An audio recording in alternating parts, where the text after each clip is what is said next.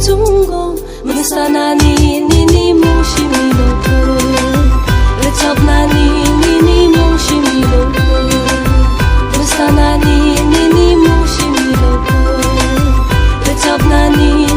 mushi miloko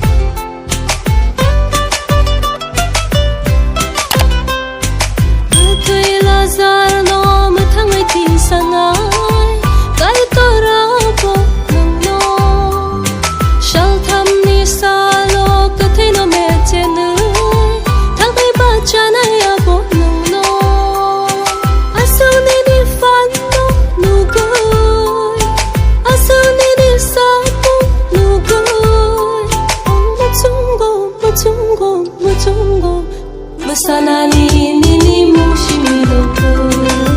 Recap nani mushi miloko Musana ni mushi miloko Recap nani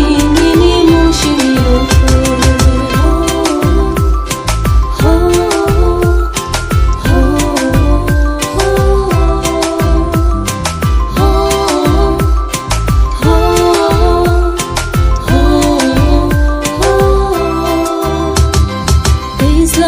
Slai bo putu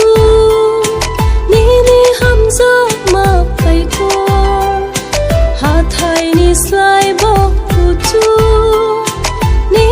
khai ro ma pai ko